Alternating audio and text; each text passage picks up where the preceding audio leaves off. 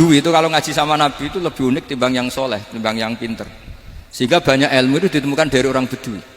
Karena cara berpikir itu aneh. Kalau orang soleh, orang waras kan berpikirnya ada aneh, standar. Jadi orang Bedui itu aneh.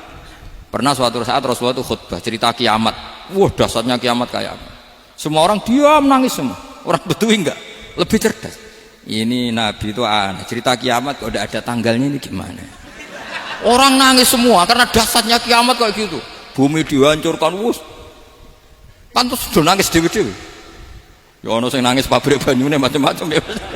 Ini kalau kiamat gimana ini perjalanan air kemasan saya kan orang mikir mikir dewe-dewe gitu. Tapi ini enggak. Orang Bedui cara berpikir tuh enggak.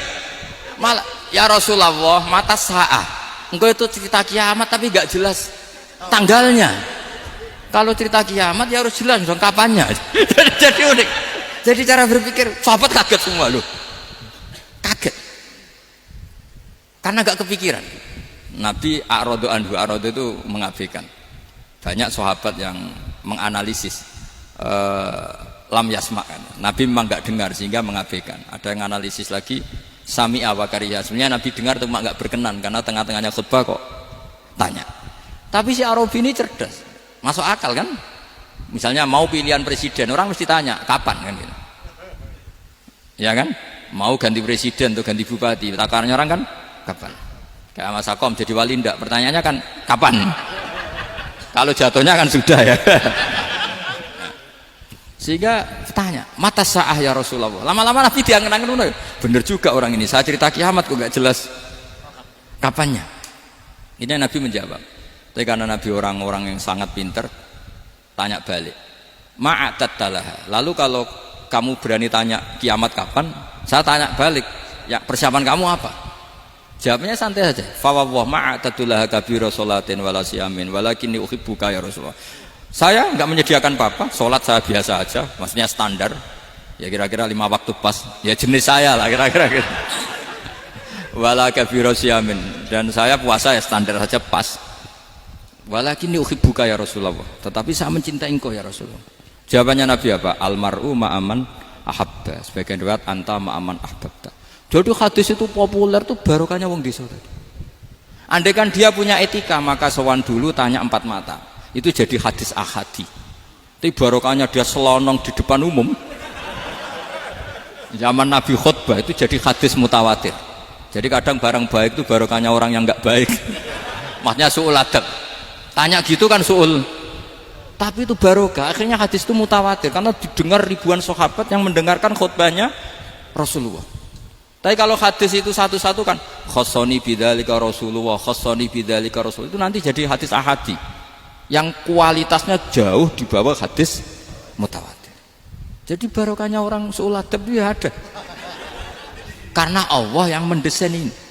Akhirnya kata sahabat, kata Anas bin Malik, mereka itu mangkelnya bukan main sama Arabi tadi karena tanya nggak sopan sama Rasulullah. Tapi setelah Nabi jawab almar'u ma'aman ahabba fama farihu bisyai'in farahahum bidzalika badal. Mereka tidak pernah senang dengan hadisnya Nabi sesenang riwayat almar'u ma'aman ahabba. Barokahnya Arabi Bedui. Makanya saya sebagai kiai ini Bedui saya tak pertahankan ila yaumil qiyamah. Karena umat ini pernah terbarokahi oleh orang apa? Bedui. Barokai suladab tadi. Jadi mohon ini supaya majelis ini kan majlisul iltorti Rasulullah, coba terlatihlah mengatakan Allah itu subjek, Allah itu al-fa'ilul mukhtar, Allah itu al-fa'ilul mukhtar, Allah itu yang menentukan alam ini. Dan Allah mensifati dirinya wa annahu huwa adhaka wa abka. Allah itu zat yang memberi orang itu bisa tertawa. Dan Allah juga yang memberikan orang itu bisa menangis. Mbok kayak apa kamu neror umat, amal nggak mesti diterima gini-gini. Ternyata neng majelis nangis ya, mulai guyu. Kadang guyu-guyune ngenyak tenane. Daripada apa ya agak-agak merodok orang yang dohirnya beda dengan batinnya, nggak perlu distatuskan seperti itu. Ya sudah biasa saja. Jadi, nah, fi muqaddimihim, imam besar dalam manhaj ini namanya Abul Hasan apa? Asyadili. Abul Hasan Asyadili itu kalau ada orang tanya gini, Bim, Beb saya ini susah, sholat saya tidak mesti diterima Allah gini-gini, marah. Nggak usah. Kafa bika jazaan an radiyaka laka ahlan. Sudah kamu ditakdir pernah sujud itu sudah keren. Saya itu andaikan dapat kabar dari malaikat bahwa sholat kamu tidak diterima, saya tidak susah. Bukan karena sombong. Pernah ditakdir sholat sujud ning Allah itu keren. Kayak apa malunya kita ketemu Allah kemudian kita di bumi tidak pernah sujud. Makanya itu Abul Hasan Asyadzili kowe ora usah mikir salatem ditampa taro ora usah mbok mikir. Kowe ditakdir tau sujud itu hebat. Kafa bika jazaan an radiyaka laka ahlan. Cukup kamu mendapat balasan dari Allah, kamu pernah ditakdir sujud. Gak perlu ngaji alim alama, nggawa sawi ngalor ngidul jalalain keren. Paling gak malaikat pernah melihat kamu, wah nggawa kitab gede. Gak penting paham gak penting. Karena isra bakat paham ngono, Mas. Jadi Abul Hasan Asyadzili adalah orang yang, dan itu Al-Hasani ya, dan itu Al-Hasani. Makanya macam-macam kita yang Al-Husaini sudah kita punya Faqih Muqaddam, punya banyak. Di Al-Hasani yang paling populer diantaranya adalah Abul Hasan Asyadzili. Beliau tuh kalau ngendikan sesuatu itu positif terus. Termasuk itu ketika ada orang resah sholat saya diterima ndak, kata beliau, wes kowe sing sempurna, ditakdir tahu sujud. Saya itu sebetulnya kadang-kadang miris, wah sholatku tompo ta ora, tapi saya sangat sadili, sangat sadili. Saya nggak pernah berdoa ya Allah ibadah kami jenengan terima ndak, karena takut kalau doa gitu keterusan itu terus ditompo ora, akhirnya keterusan gitu, akhirnya ngenes. Masa orang pernah sujud ngenes? Lama-lama gini setan masuk, apa artinya saya sujud ternyata nggak diterima? Lu wong kawula kok iskal tentang pernah sujud. Itu kan ibarat gini, kamu ngasih uang sama orang tua kamu, misalnya Habib Soleh ngasih uang Habib Ali, terus apa artinya tak kasih, kemudian beliau tidak terima kasih, itu kan lucu. Terima kasih tidak terima kasih, seorang anak ngasih orang tua itu keren. Makanya saya bangga dengan Habib Soleh ketika beliau mengumrohkan Habib Ali, sudah mendaftarkan haji Habib Ali. Gak usah mikir diterima apa enggak, wes keren, itu sudah perilaku yang keren, yang hebat. Makanya saya sering tuh pada orang mau cerai tanya saya, Gus saya ini cerai gak, istri saya kurang ajar gini. Gak usah. Tapi bojo kula judes. Uang di bojo iku wis keren, paling gak kowe ra darani jomblo.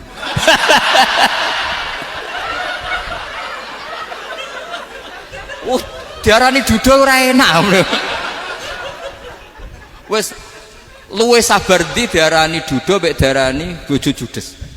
Enak bojo judes cek gagah. Di bojo lah. Oh, provokator itu. Jadi kafabika jazaan an radiyaka laka ahlan, sudah ditakdir pernah sujud itu sudah keren.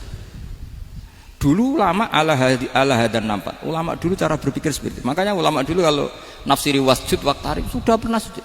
Di Quran enggak pernah ada ayat wasjud lan sujudo sira ingkana kada wa kada ingkunta mutayakinan bikobuli sujudi, kan ada sujud ya sujud saja, tidak usah mikir makbul apa tidak makbul. Sudah kalau sujud pasti waktari. Terus saya sebenarnya ya sebagai orang ya kadang wedi, sholatku ditompo ta ora. Tapi kalau keterusan nanti ada was-was yang mengatakan opo artine sholat. Lu tuh kan ngeri seorang hamba sing uripe ning bumine Allah kemudian menyoal pernah sholat hanya karena takut gak diterima.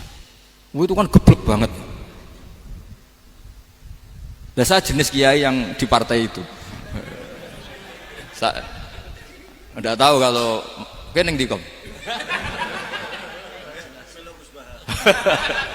Sedih umat masa kamu gak ada keren iblis. Jadi, nah nanti kalau misalnya ada manhajnya Habib Soleh yang tidak seperti itu tidak apa-apa. Mungkin supaya orang nggak takabur, nggak fakhr. Sehingga makanya mulai dulu lama itu ya partainya kalau nggak rojak ya khauf. Nah saya ini yang jelas terang-terangan ikut partai rojak saja, apa? Partai rojak. Karena banyak yang sudah di partai khauf. Tapi saya rojak yang bil ilmi tadi. Makanya Sayyidina Umar radhiyallahu anhu itu yang namanya sama sujud. Saya itu punya kitab. Habib Soleh pernah tak tunjukin tulisan tangan saya. Muji-muji sujud. Sayyidina Umar ketika ditusuk seorang gila itu Majusi, Abu Lu'lu' terkenalnya itu. Itu Hulamul Mughirah terkenalnya itu. Ditusuk, dia sahabat, beliau sahabat, wali. Jadi nusuk Umar tuh kayak apa? Nusuk Mas Hakom aja dosa besar, apalagi nusuk Umar. Itu ketika ditusuk, dia itu ya punya dendam, namanya manusia itu punya dendam. Artinya namanya orang kan mangkel sama yang nusuk. Kalau orang mangkel itu inginnya kan yang nusuk itu masuk neraka. Tapi apa kata Umar? Ngedikan gini, tanya pertama, yang nusuk saya siapa? Orang Majusi. Orang Majusi, Hulamul Mughirah. Alhamdulillah alladzi lam yaj'al maniyati biyadi rajulin lam yasjud laka sajdatan yuhaju biha indaka yaumal qiyamah. Saya itu senang Gusti, yang nusuk saya orang yang enggak pernah sujud sama jenengan. Jika kalau saya dendam supaya dia masuk neraka, saya enggak takut orang itu nuntut sama saya. Tapi kalau dia pernah sujud, pernah sholat, kemudian dia masuk neraka karena nusuk saya, kemudian dia berargumentasi, saya pernah sujud ya Allah, kenapa engkau masukkan neraka? Saya tidak berani jawab ya Allah, saking hormatnya sama yang namanya sujud. Jadi kamane dendamnya kesampaian cara Jawa ya. Dendam dengan tanda kutip ya, tidak makna semestinya. Jadi mangkel mbek sing nusuk nak mlebu neraka pantes wong ora tau sujud wae Gusti gitu. Tapi kalau pernah sujud kemudian dia masuk neraka karena saya, bisa yuhajuni biha yaumal qiyamah. Jadi kayak apa sujud? Saya apa? Nabi itu kalau muji sujud sampai ngitkan wa hatta takuna sajdatul wahidatu khairan minad dunya wa ma fiha. Nanti kalau kamu di akhirat ketemu Allah, kenangan terbaik kita apa? Di dunia pernah sujud. Keren aja. Cara ning pondok wis tau bayar seharian lho. Cara sowan kiai tau ngamplopi Mas. Wis go jajan. Nah tapi kadang setan itu masuk tadi. Apa artinya sujud gak mesti ditompo, apa artinya sowan Habib ngaturi ra mesti ditompo, ngaturi kiai. Akhirnya ada ketakutan. Nah kalau ketakutan ini berlebihan lama-lama, ma faidatus sujud. Wah itu sudah buruk sekali wong hamba kok tanya ma faidatus sujud. Nah ini di pentingnya mazhab-mazhab Syadzili. Jadi saya ngaji agak-agak uraan itu amdan. Kalau ini watak sudah bukan. Jadi uraan itu ada dua, ada yang amdan bismil ilm, ilmunya banyak terus milih manhaj. Insya Allah saya partai itu. Ada yang uraan bakat Mas. Ada ya? Ada apa banyak? Nah sebetulnya khauf juga gitu Bim. Ada khauf itu karena ilm. Ada Habib alim alama atau kiai alim alama, dia tahu masyarakat kalau ngikuti Gus Bak nanti jadi fakhr, kurang tawaduk, terus dia milih partai khauf. Lah yang buruk itu ada kiai yang milih khauf pancen dari awalnya sati cilik. Jenisnya wis sati. Jadi sebenarnya dia tidak cukup ilmunya nerangkan khauf, cuma jenisnya wis sati cilik. Wong ning omah lawang dikunci ono gludak-gludak, ono hantu putih. Jadi ya sama, yang bawa rojak bisa bawaan dablek, yang bawa khauf bisa saja bawaan ati cilik. Nah kita ingin yang bawa rojak ya bismil ilm, yang bawa khauf juga bismil ilm. Ya ono teh Mas, wong sing ati gede, pegawene dua blek, tapi enggak bawaan rojak, memang bawaan dablek. Ada yang ati cilik tapi bawaan khauf. Jadi mengatakan khauf tapi sebetulnya bawaan ati cilik. Nah kita inginnya ndak, kalau rojak ya bismillah kayak Abdul Hasan Asyadzili, kalau yang kampanye khauf kayak Sayyid Abdul Haddad bawaan apa? Ilm. Sehingga kita ini Qul inni ala bayyinatin mir rabbi, semua itu berdasar ilmu sing jelas welo-welo. Makanya semua nabi memaklumatkan apa? Qul inni ala bayyinatin mir rabbi. Jadi semua ilmu syaratnya apa? Bayyinah. Bayyinah itu kebenaran ilmiah sing jelas welo-welo. Makanya itu yang disebut Allah Subhanahu wa taala mensifati kekasihnya yaitu Nabi Muhammad sallallahu alaihi wasallam, lam yakunil ladzina kafaru min ahlil kitabi wal musyrikina munfakkina hatta ta'tiyahumul bayyinah rasulun minallah yatslu suhufam mutahhar. Niku Kanjeng Nabi saking cerdase meneh tek wong Islam, wong musyrik, wong kafir ngerti logika yang dibangun Nabi saja kuat infikak dari kemusyrikannya. Makanya disebut munfakin. Orang-orang musyrik, orang-orang kafir tidak munfakin, tidak tercerabut dari akar akidahnya hatta ta'tiyahumul bayyinah. Itu siapa? Rasulun minallah yatslu suhufam mutahhar. Masyhur itu debatnya Nabi dengan orang-orang musyrik. Mereka bilang, ya Muhammad, kita ini urusannya banyak, kasusnya banyak, lalu anda mengajarkan ke Tuhan satu. Masa urusan banyak cukup Tuhan satu? Itu gak fair Muhammad. Aja'alal alihata ilaha wahida inna hadza la syai'un ujab. Urusan kita banyak, masyakil kita banyak, muskilah kita banyak, kalau Tuhannya satu gak cukup Muhammad. Nabi dengan santainya memberi penjelasan, ya sudah gini saja, kalau kamu jadi budak atau pembantu, majikan kamu banyak, semuanya merintahkan kamu, semuanya bikin aturan untuk kamu suka enggak? Ya gak suka Muhammad, kalau majikan kita banyak repot. Ya sudah, Tuhan kamu itu majikan kamu. Kalau banyak perintahnya beda-beda kamu pusing. Ya udah Mat, Tuhannya satu aja Mat. Karena Nabi bayina, orang itu bisa dibalik-balik pikirannya. Ya, makanya disebut dorobawa masalah rojulan fihi syuroka'u mutasyakisuna wa rojulan salamal lirojul hal astawiyani masalah alhamdulillah. Jadi Nabi itu kalau adu argumentasi itu luar biasa. Jadi segampang itu Nabi memberi apa? Argumentasi. Karena beliau adalah al-hujjatul balighah. Jadi Nabi itu gak pernah kalah. Pernah Nabi debat sama orang Yahudi. Muhammad, saya ini turunan Ibrahim. Kita ini Israel ya. Kita tahu Israel adalah turunan Nabi. Israel nama lain dari Yakub. Yakub bin Ishak bin Ibrahim. Padahal Yakub ini punya anak namanya Yahuda. Makanya Yahuda bin Yakub bin Ishak bin. Kita ini yang mirip Ibrahim, bukan kamu. Tapi orang Yahudi itu nggak apal nasabnya, sehingga mereka bilang kita ini saking baiknya Ibrahim saja pengikut kita. Terus digojlok oleh Nabi. Ibrahim itu buyute Yahuda. Makanya digojlok, ha antum ha ulai hajatum fi malakum bi ilm falimatu hajuna fi ma laysa lakum bi ilm. Kita adu debat itu sudah ilmiah. Kenapa kamu menjadi tidak ilmiah? Kenapa Muhammad? Terus Allah menurunkan wama unzilatit Taurat wal Injilu illa min ba'di afala ta'qilun. Artinya gini, kalau Ibrahim dikatakan Ibrahim Yahudiyah, itu sama dengan saya berkali-kali podo karo sampean misalnya ngendikan Mbah Zubair itu pengagumnya Gus Roji misalnya. Padahal Gus Roji bin Ubab bin Maimun bin Zubair. Misalnya Gus Roji bin Kiai Haji Ubab bin Kiai Haji Maimun bin Kiai Haji Zubair. Nah, Ibrahim itu kan Yahuda bin Yakub bin Ishak bin Ibrahim. Terus mereka bilang Ibrahim itu pengikut Yahudi. Itu kan kebalik-balik. Kayak Habib Hasan itu pengagum Habib Soleh. Kan Habib Hasan rohnya ini gimana ini sih mbahnya kok dianggap. Nah, sehingga orang Yahudi ketika Nabi berdebat beda dengan Nabi Muhammad SAW. Ketika ditanya, kenapa kamu yakin agama tauhid? Millata abi. Karena ini agama nenek moyang saya. Millata abikum apa? Ibrahim. Jadi jelas. Akhirnya orang Yahudi ngerti. Ya kan sama dengan mengatakan tadi Pak Karno itu pengagum Puan Maharani. Kan aneh enggak kalimat itu? Mbah Hasyim Asy'ari itu pengagum Gus Dur. Gak lucu. Itu debat. Jadi Nabi itu orang yang bayinah. Bayinah itu kalau menerangkan kebenaran itu bahkan orang kafir pun bisa infikak, bisa munfakin, tercerabut dari akar kekafiran. Nabi itu mudah sekali merubah logika. Makanya di Quran sering ada kata aro'aitum, karena memang tadi. Nah saya mohon apapun pilihan anda rojak kayak Abdul Hasan Asy'adzili tadi. Ketika orang resah sujudnya diterima apa enggak, sholatnya diterima apa enggak, beliau bisa berargumentasi betapa pentingnya sujud. Wes ajeng kowe iku kawula, tahu sujud iku keren. Saman bayangkan betapa malunya kita kalau kita ketemu Allah kemudian di dunia enggak pernah. Lho paribasane kula mlebu swarga lah isin. Mlebu swarga tapi ning donya ora tahu isin. Sama seperti kowe di guru, saurip-uripmu ora tahu salam templek isin. Kira-kira seperti meskipun salam templek ora penting ya ora penting toh, misalnya soleh salam templek 50.000 duwe wis akeh ngono kan nama sakom penting kudu rokok. Itu bukan nilainya kok, betapa malunya kita. Saya dulu mau sarang andai kan tidak pernah khidmah sama iya malu tenan sebagai apa? Santri.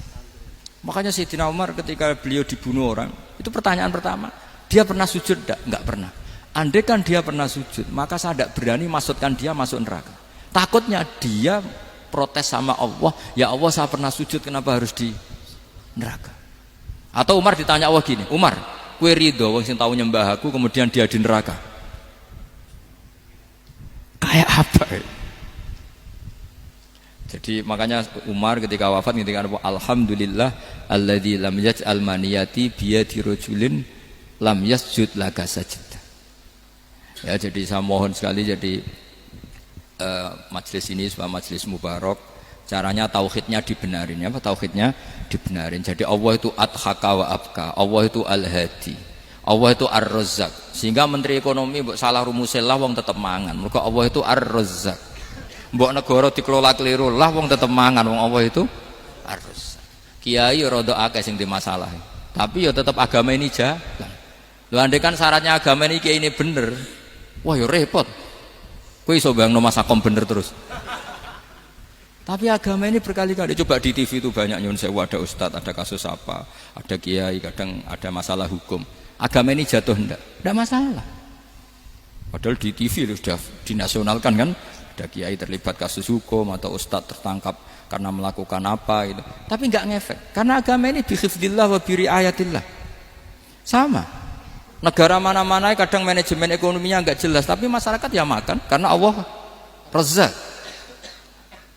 Sama, aku kancanan Masako mengeluh, tapi Allah adhaka, akhirnya iso guyu. Padahal orang untungnya blas kancanan dede. Tapi karena Allah itu adhaka.